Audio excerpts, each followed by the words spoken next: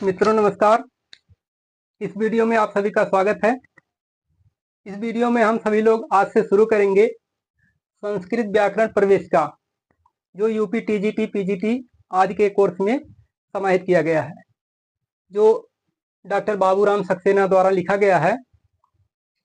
संस्कृत व्याकरण प्रवेश का से प्राकथन भाग को पढ़ेंगे। प्राकथन भाग का यह पहला वीडियो होगा। आज से हम सभी लोग शुरू कर रहे हैं और इसमें संपूर्ण यूपी टीजीटी व्याकरण को पढ़ेंगे। यदि आप चैनल पर पहली बार हैं तो चैनल को सब्सक्राइब कर लें, जिससे आने वाली वीडियो आपको मिलती रहे।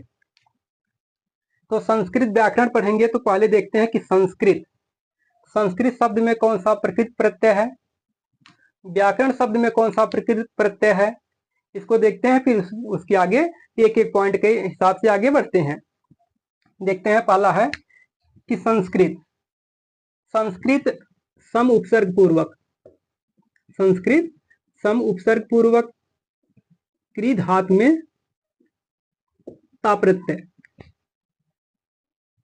सम उपसर्ग पूर्वक कृ धातु में ता प्रत्यय मिलाकर के संस्कृत बना है। इसमें सुट का आगम हुआ है भूषण अर्थ में। संस्कृत शब्द का अर्थ होता है शुद्ध, परिमार्जित, परिनिष्ठित। इस प्रकार से संस्कृत एक ऐसी भाषा है जो शुद्ध है, परिमार्जित है, परिनिष्ठित भाषा है। आगे देखते हैं व्याकरण में कौन सा उपसर्ग लगा है, कौन सा प्रत्यय लगा है। तो यहाँ पर बी उपसर्ग, बी और आंग उपसर्ग पूर्वक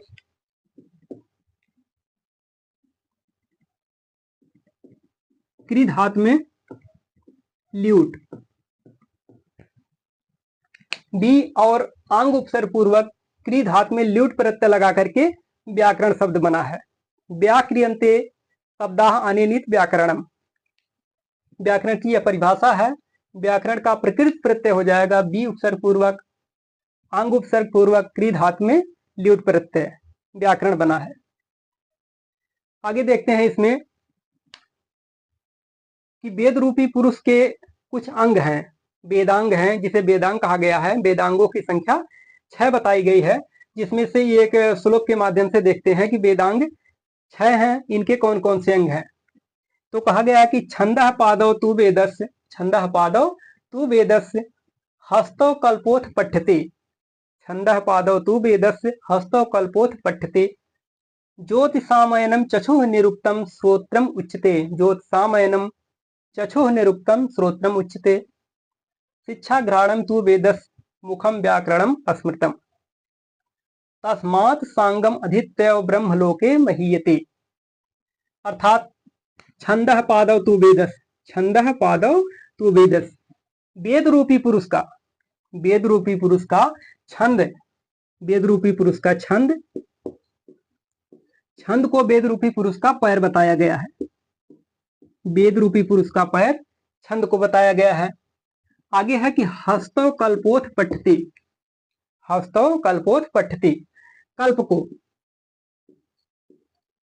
कल्प को बताया गया है। वेद रूपी पुरुष का दोनों हाथ, कल्प को हाथ बताया गया है। वेद रूपी पुरुष का हाथ किसे बताया गया है, कल्प को बताया गया है। आगे लिखा गया है ज्योतिषामयनम चक्षुः, ज्योतिष को नयन अर्थात नेत्र, ज्योतिष को नेत्र बताया गया है। वेद रूपी पुरुष का नेत्र किसे बताया गया है, ज्योतिष को बताया गया है। निरुक्तम श्रोत्रम उच्यते,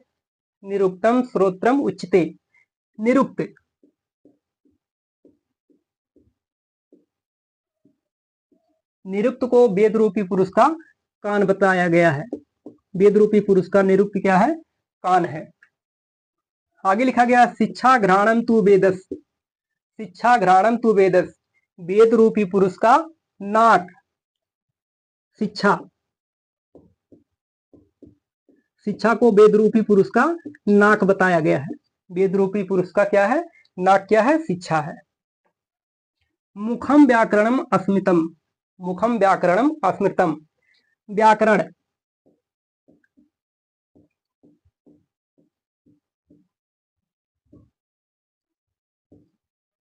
व्याकरण, व्याकरण को वेद रूपी पुरुष का मुख बताया गया है। तस्मात् सांगम अधित्य ब्रह्मलोके महीयताम। अतः इस प्रकार से सा अंग, इस अंग पूर्वक वेद का जो अध्ययन करते हैं, जो पुरुष अध्ययन करते हैं, वह ब्रह्मलोक में महानता को प्राप्त होते हैं।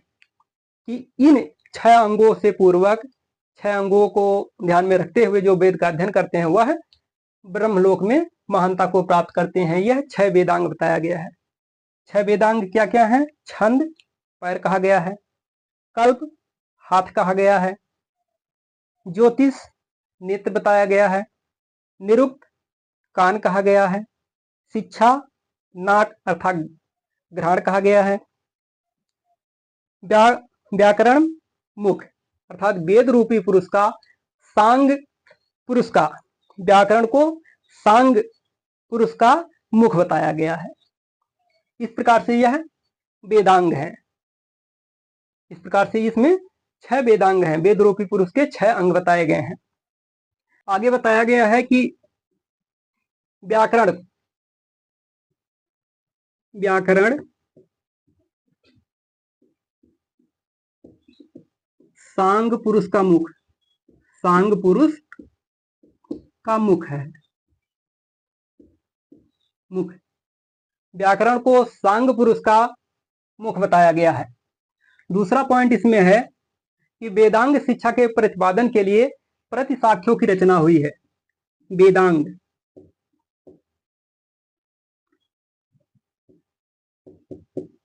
वेदांग शिक्षा के प्रतिपादन के लिए, प्रतिपादन के लिए, वेदांग शिक्षा के प्रतिपादन के लिए प्रातिसाख्यों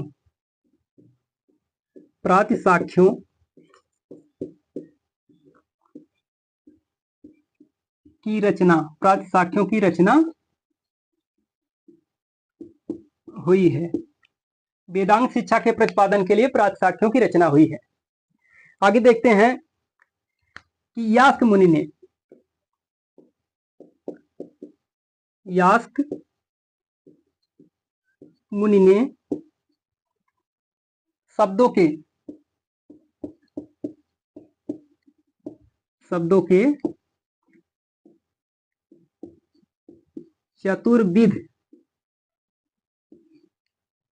चतुर्विध विभाजन, यास्क मुनि ने शब्दों के चतुर्विध विभाजन किए हैं।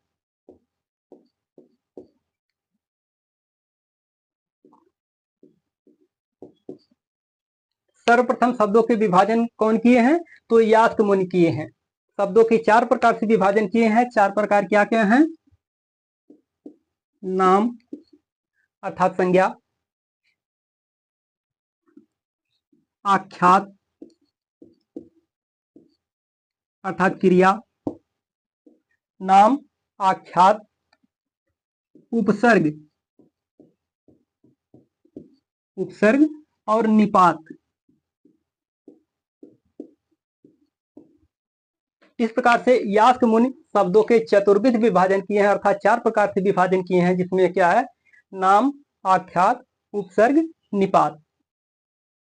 सर्वप्रथम शब्दों के विभाजन कौन किए हैं? तो यास्क मुनि किए हैं। कितने प्रकार से किए हैं? 4 प्रकार से, नाम, आख्यात, उपसर्ग और निपात किए हैं। यास्क का समय,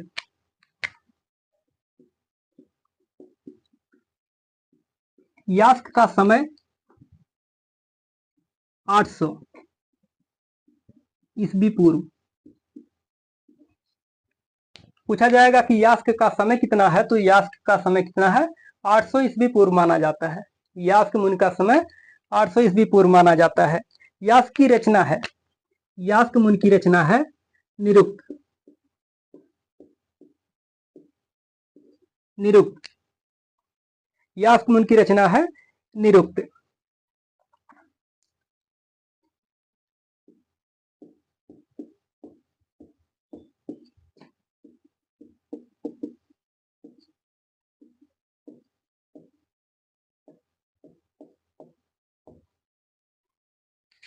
निरुक्त की रचना यास्क ने किया है। आगे पॉइंट देखते हैं।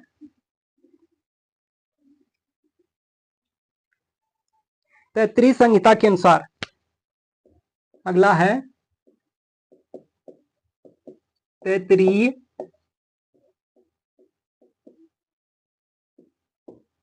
संहिता के अनुसार, तैत्तिरीय संहिता के अनुसार, तैत्तिरीय संहिता के अनुसार सर्वप्रथम व्याकरण, सर्वप्रथम व्याकरण ऐन्द्र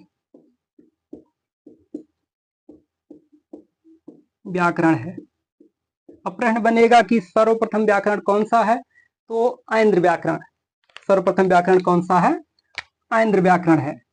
तैत्तिरीय संहिता के अनुसार सर्वप्रथम व्याकरण कौन सा है, ऐन्द्र व्याकरण है। ऐन्द्र व्याकरण के रचनाकार कौन है, तो ऐन्द्र व्याकरण के रचनाकार हैं इंद्र। यह इंद्र के द्वारा लिखा गया है, इंद्र के द्वारा लिखा गया है ऐन्द्र व्याकरण। इस वीडियो में इतना ही, फिर अगली वीडियो में मिलते हैं। महर्षि पाणिनि के विषय में चर्चा करेंगे तथा अष्टाध्यायी में कितने अध्याय हैं उसके विषय में पढ़ेंगे। यदि वीडियो पसंद आए तो वीडियो को लाइक करें, शेयर करें और चैनल को सब्सक्राइब करें। वीडियो देखने के लिए धन्यवाद।